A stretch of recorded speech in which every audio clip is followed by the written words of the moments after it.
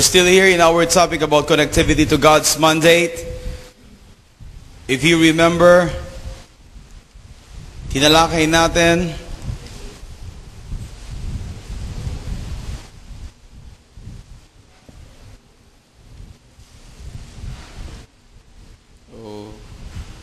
where are we?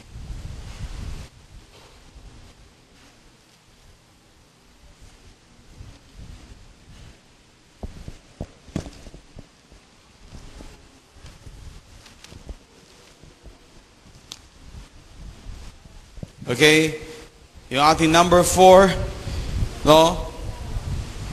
When there is total obedience to God, He will allow you to possess the land. Do you believe this? Naniniwala po ba tayo sa bagay na ito? Hallelujah. Look at here on letter A. To possess the land, it means He will give you the king of the land or the settlement in the land. Is that true? Is that true? That's why ang susi sa bagay na ito is our total obedience to God. Are you with me? Amen? When there is total obedience, sabi ko kanina, He will allow you to possess the land. Amen? Amen. Listen to me. We are here, you and I are here to possess this land. Tama po ba?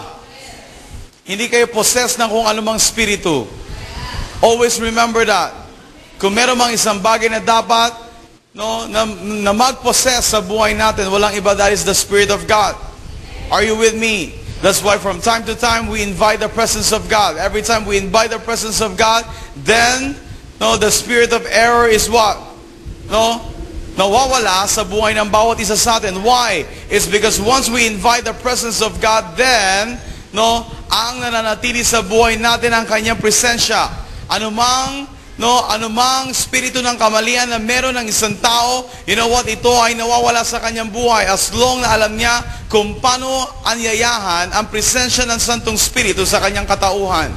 That's why, you know what, sinasabi ko sa inyo that we don't have any deliverance ministry in our church. Why? It's because hindi ko kailangan na ipatong yung aking mga kamay sa inyo mga ulo para i-deliver kayo. No, I cannot do that. Why? It's because the only time na madideliver ang buhay ng isang tao once we allow the presence of the Holy Spirit to really move or to touch our lives. Amen. And yun ang kailangan ng bawat isa sa atin na deliverance. Did you get my point? That's why every day, we ask the Holy Spirit, we ask the presence of God to come down and to move upon our lives. Why? It's because kung meron man tayong kailangan sa buhay ng bawat isa, that is the presence of God. Are you listening? Amen. That's why just invite the presence of God in your life. Amen. Invite Him in your house. Amen. In your work, in your job, in your businesses. Are you with me? Just invite His presence. Amen. And everything will be aligned. Do you believe on this? Ang lahat ng bagay ay malilinya, ma-align. Why? It's because alam ng Diyos, once na siya ang nag-take over, siya ang bahala. God will lead us. Are you with me? God will lead us on this journey. Sa takbuhin ito. Amen. That's why look at, you know what? The moment na pinili Nino ng bayan ng Israel na siya ang kanila maging Diyos. Are you with me? Siya ang nag-take over. Saan? Saan? Sa kanilang paglakad patungo sa ilang. Did you get this point? Did you get this point?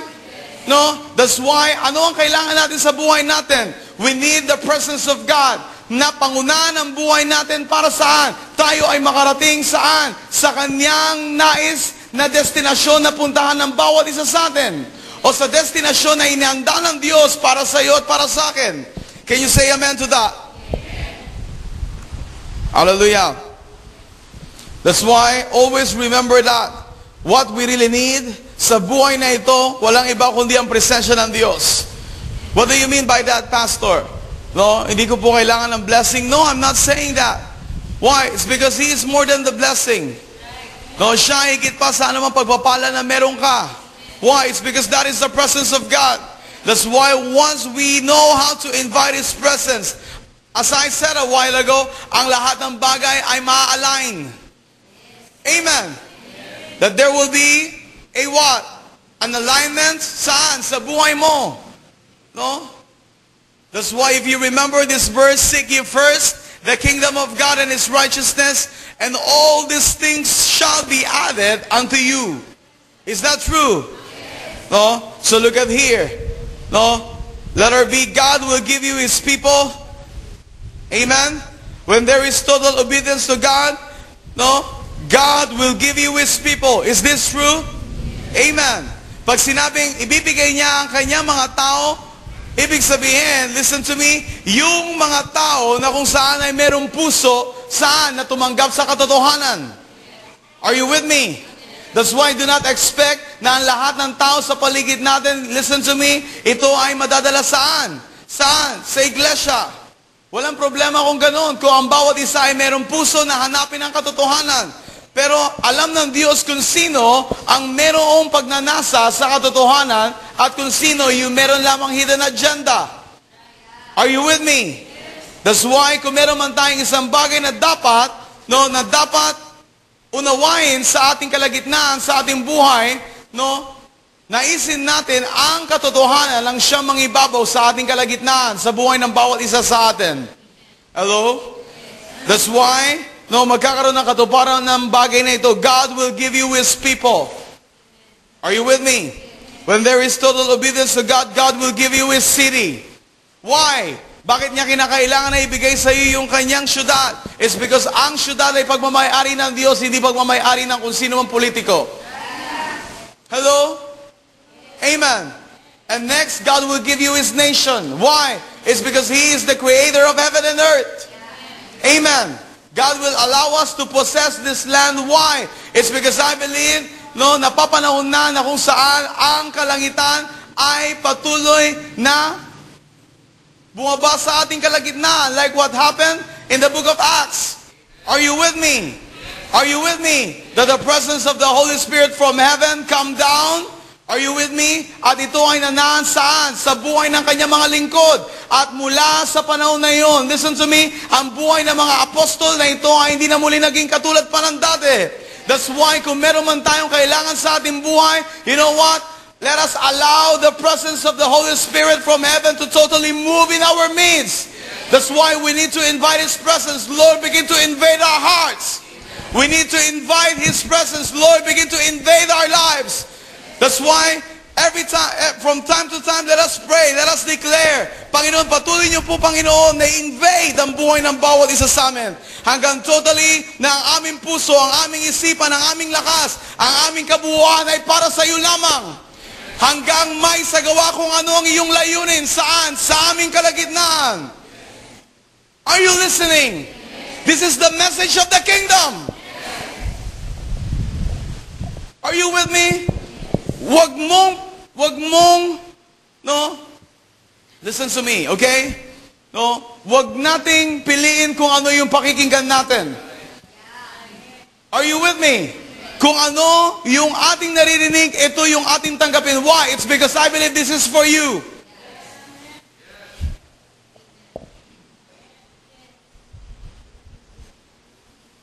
Are you here? Are you sure? Okay, so I hope and pray na alam nyo kung paano mag-respond. Saan? Sa inyong tinatanggap. It's because the moment na hindi kayo nag-respond, isa lang ang sinasabi nyo sa akin. Ano yun? Hindi kayo nakikinig.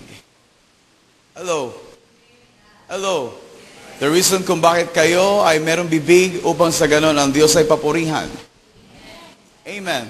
Sa bawat tinatanggap natin, patuloy tayo magpasalamat sa Diyos. Is that true? That's why the moment we receive His Word, you know what? We need to respond. Why? It's because God, you know what, is looking for you and I. Ang Diyos ay patuloy na nakatingin sa iyo at sa akin. Why? It's because nais niya na makita, kung gaano tayo ka-willing na tanggapin ang Kanyang salita. Ang salita ng Diyos ang babago sa buhay ng bawat isa sa atin. That's why the moment na tayo ay tumatanggap ng Kanyang salita, listen to me, just receive it. Begin to keep it in your heart. Guard it in your heart. Feel it. Are you with me? Contain it in your life. Are you with me? No, wag mo hayaan na ito'y mawala sa iyo. Why? It's because that is your portion. Everybody say, this is my portion. Amen?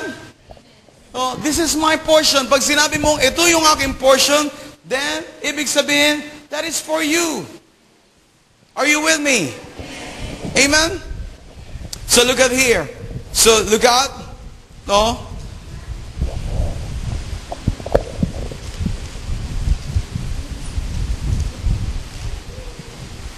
Where are we now? God will give you, letter D, God will give you a strategy to make these things possible. Is that true? That's why I believe, no, ang Diyos ay patuloy na magbibigay ng kaunawaan, ng karunungan sa bawat isa sa atin. Are you with me? Upang sa ganoon, ang mga bagay na ito ay magkaroon ng katuparan sa ating kalagitnaan. Listen to me. No, isa sa mga strategy na ibibigay sa atin ng Panginoon. Listen, no, I believe, no, ang ilan sa atin o ang ilan sa inyo, no, ang Diyos ay maglalagay sa inyo saan? Saan? Sa mas mataas na lebelo. Like for example, no, ang ilan sa inyo na ngayon ay naririto, na-elect kayo saan? Sa tinatawag na, what is that association? Homeowners Association. So, yan ay isang strategy ng bawat isa na binibigay ng bawat isa sa atin ng Diyos. Para saan? Upang sa ganoon, you know what? Magkaroon ng katuparan kung ano yung plano ng Diyos sa ating kalagitnaan. Amen. That's why ang lahat ng bagay, listen, I may purpose. No? Huwag natin tanongin ng Panginoon, Lord, bakit ako naririto? Lord, bakit ako nagtatrabaho sa ganitong lugar? Lord, bakit ako nandito? Why? It's because I believe ang lahat ay may layunin ng Panginoon sa buhay ng bawat isa sa atin. May dahilan ng Panginoon sa buhay ng bawat isa. Are you with me? No, kung bakit mo pinagdaraanan ng mga ganitong testing o yung ganitong trials, you know what? Do not question God. Huwag natin i-question. Huwag natin, no, na i-question ang Panginoon sa bagay na yan. Why? It's because alam niya kung ano yung ginagawa niya. As long na alam mo na sa sarili mo na siya ang nagmamayari ng buhay mo, God is always in control. Amen. Okay? So look at here. God will give you a strategy to make these things possible. Amen? That's why you need a company of people who are willing to give their life just to fulfill the mandate. Amen? Look at here, letter E. God will give you His word, and you shall do it according to the word of the Lord. Is this true? Amen? Listen to me. That's why every time na tayo ay tumatanggap ng salita ng Diyos sa buhay ng bawat isa sa atin, listen, no? Kung meron man tayong dapat pakatandaan sa sarili natin, sa bawat isa sa atin, you know what? Dapat nating isagawa, no, kung ano ang nasa kanyang kalooban. Amen. Sabi nyo kanina nakatulog kayo na mahimbing. Kagabi.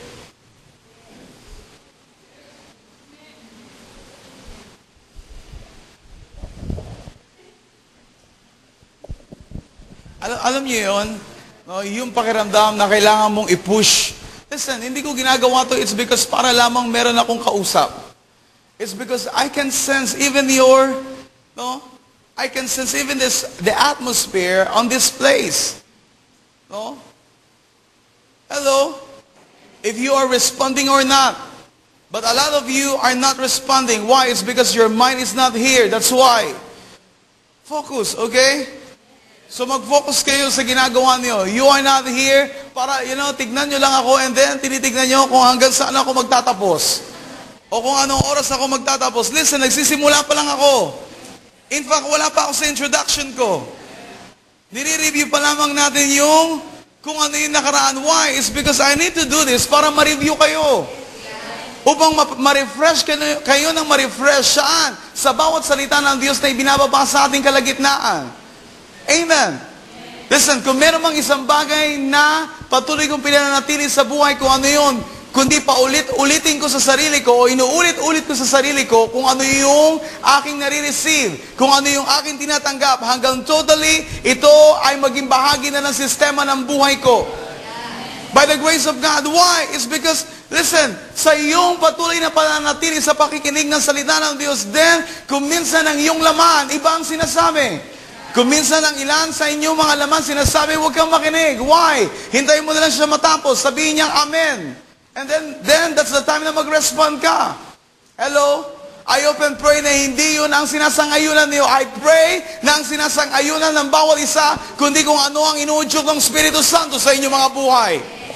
That's why, look at, no, ito yung inihintay. The reason kung bakit ko binigay yung 2 verses in the book of Genesis, why? Upang sa ganun, alam nyo na ang inyong laman pala ay pagkain ni Satanas. Don't you know that? Now you know. That's why wala nang excuse. Tama po ba? Amen.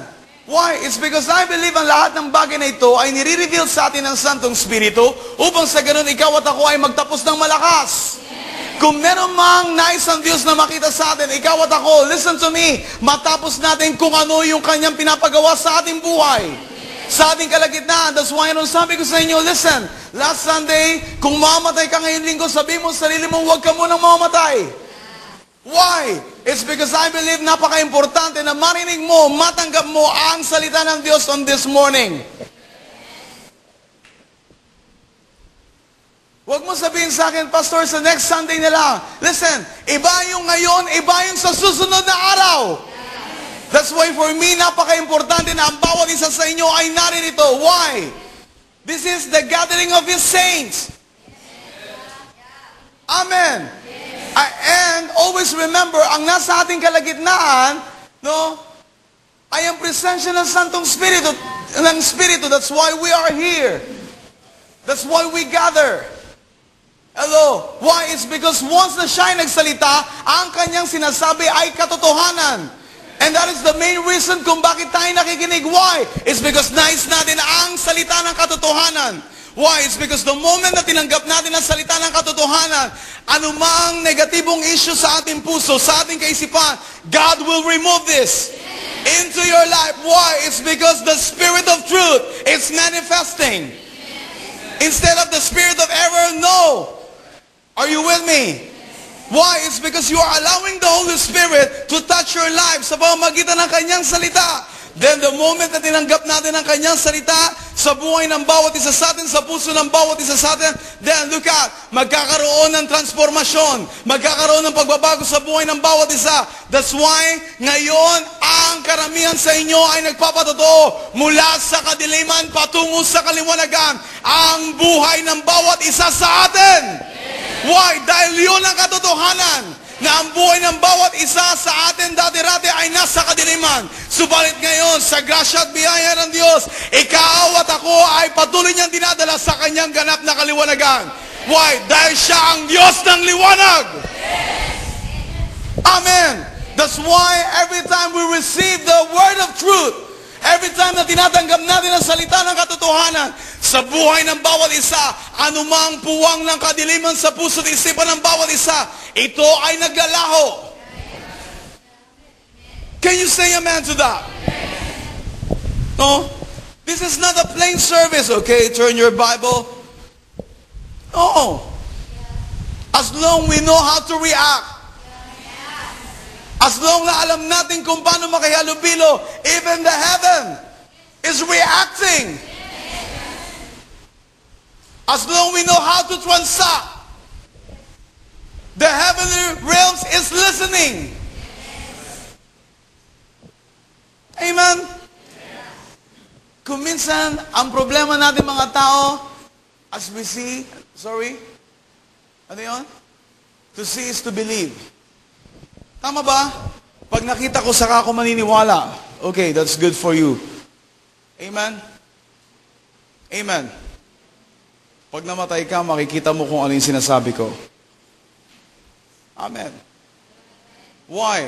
And then doon mo makikita na may langit at impyerno. But ang tanong, saan ka doon? Are you with me? I'm not joking. Why? It's because most of the time, para sa mga tao, importante lang sa kanila na makapunta sa simbahan para matugunan yung kanilang religious belief. Not this moment. Sabi mo sa sarili mo, not this time. That's why kailangan mong tuldukan ng mga bagay na makalaman sa buhay mo. Sa buhay natin, sa buhay ng bawat isa sa atin. I know no one is perfect. Walang perfecto sa atin, maliban na lamang ang Panginoon Kristo sa ating buhay. That's why every time we receive His Word, every time na tinatanggap natin ang Kanyang salita, ang Kanyang Spirito sa buhay ng bawat isa sa atin, listen to me, ikaw at ako ay dinadala niya saan? Sa perfection. Are you with me? Ngayon, ito yung kahinaan mo. Now, the moment na nakinig ka, saan? Sa Kanyang katotohanan. Then, listen to me, ano ang nais na mangyari sa iyo? You know what? Nais ng Diyos na makalpas ka saan? Sa anumang kahinaan na meron ka. That's why ngayon, nasasabi mo mabuti ang Diyos. Why? Dahil napatunayan mo sa buhay mo kung paano siya gumalaw ng buong puso sa iyong katauhan. Can you say amen to that? That's why do not wait. Okay? Why? It's because I know that the presence of God is here, moving on this place. I know that God is touching your life. I see that many families here is touching, you know what? God is touching your family. God is touching your life. God is touching your job, your business. Amen. As long we know how to connect our life to His presence. As long na alam natin kung paano natin i-connecta ang buhay natin sa Kanyang Spiritu. Amen. Ang lahat ay mayroong pagbabago. Why? It's because alam natin kung paano andayaan ang presensya ng Diyos sa ating kalagitnaan. Can you say amen to that?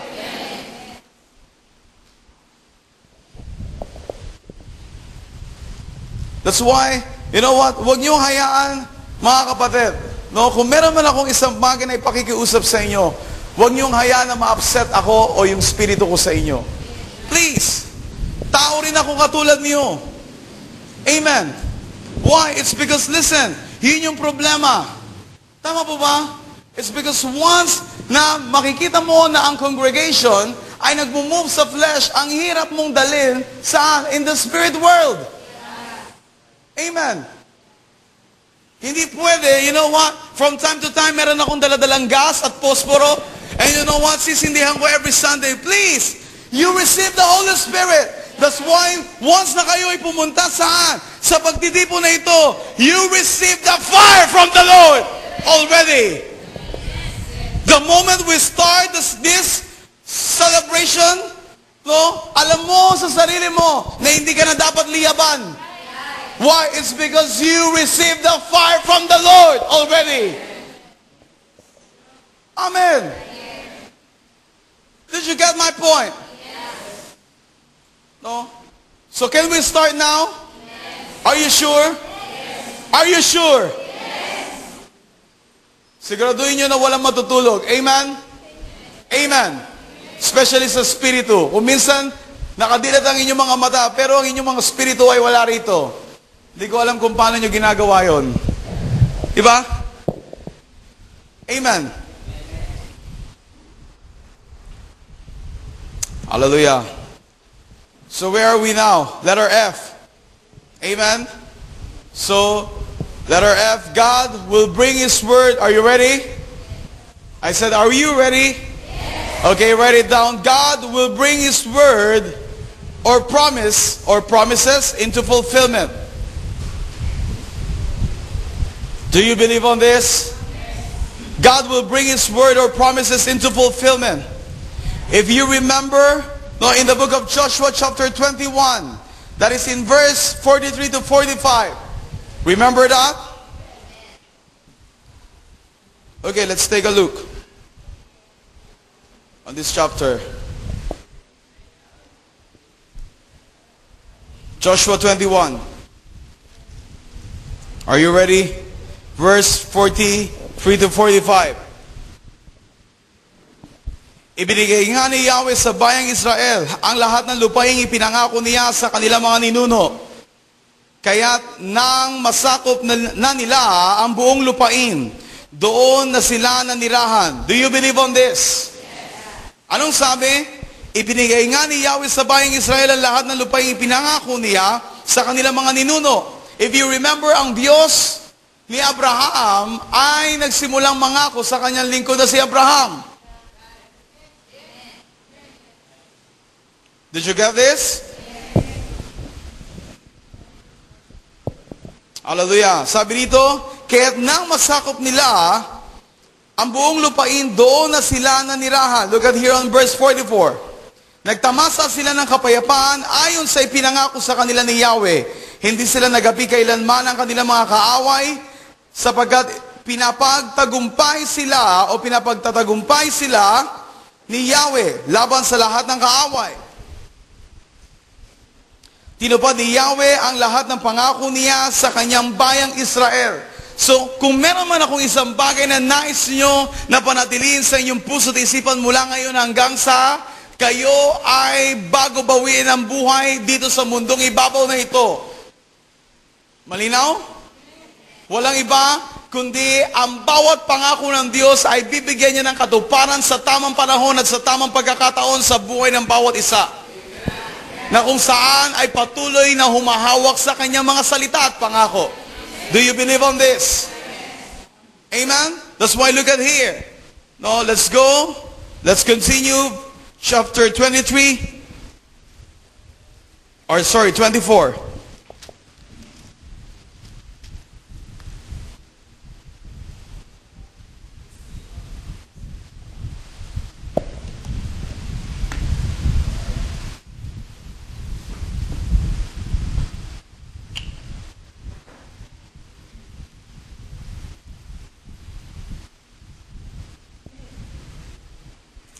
Hallelujah. Look at here. So, saan tayo nagtapos? If you remember, nagtapos tayo saan? In verse 17. Remember? Sabi dito, let's read. It's because I know we don't have enough time para balikan natin yung verse 1. Are you with me? It's because meron pa akong itatakal sa inyo. Are you here? So look at here on verse 17. So if you remember, before we read that, no, sabi dito, God will bring His word or promises into fulfillment. Do you believe on this? Yes. Do you believe on this? Yes. No, if you remember, tinanong ko kayo last Sunday, sino rito ang mayroong pinangahawakan na bawat pangako na nagmumula sa Diyos sa inyong mga buhay? Let me see your hand. Sino rito ang may mga pinangahawakan na pangako at salita ng Diyos sa inyong mga buhay? Let me see your hand. Now, listen to me. Ang bawat pangako na inyong tinanggap mula sa Diyos, panghawakan nyo yan sa inyong sarili, sa inyong buhay. Huwag kayong pumayag na hindi nyo makita ang katuparan ng bawat pangako na yan. Are you with me? No? Listen, ang problema ng bayan ng Israel, the reason kung bakit hindi nila tinanggap ang kanilang lupang pangako. Why? It's because mismo sila, no, pinagdududahan nila. Most of the time, ang Diyos na tumawag sa kanila mula sa pagiging alipin. Now, listen to me. I hope and pray na patuloy natin pinababago sa Diyos ang ating puso, ang ating kaisipan. That's why, you know what, napaka-importante sa bawat isa sa atin na naririto na kung saan every Sunday, or every time na tayo tumatanggap ng salita ng Diyos, ang salita ng katotohanan na ating naririnig, ito ay hayaan natin na kumilos at gumalaw sa puso't isipan ng bawat isa. Hanggang lubusan na ang spirito ng pagdududa sa ating puso't kaisipan ay maglaho. Amen. Why? Bakit merong pagdududa? Yun ang katotohanan. Tama po ba? Sa puso't isipan ng mga tao, kung minsan mahirap at pinakamahirap na i-deal yung pagdududa. I hope and pray, not this time. Why? It's because hinahayaan mo ng Espiritu ng Diyos, ang Espiritu ng katotohanan, ang siyang ganap na kumilos sa iyong katauhan. That's why yun ang aking nais na masilayan sa buhay ng bawat isa. Why? Kung gano'n ang mangyayari, I tell you, mas mapapabilis at mapapadali kung ano ang trabaho ng Diyos sa ating kalagitnaan. Why? It's because every time na tayo nagtitipon, tumatanggap ng salita ng Diyos, siya ay gumagalaw dahil siya ay buhay. Siya ay kumikilos sa ating kalagitnaan. Why? Dahil siya ay totoo at buhay. Are you here? Amen? Huwag niyong pansinin kung ano yung sinasabi ko, kung ano yung ginagawa ko. Ang isipin ninyo, ang pakinggan ninyo kung ano yung sinasabi ng Espiritu ng Diyos. Are you with me? Hello?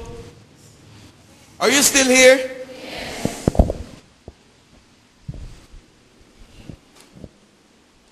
That's why kung minsan, no, ang hirap baguhin ang kaisipan ng mga tao. Why? It's because hindi alam ng mga tao kung ano ang dapat nilang pakinggan. Amen? Amen.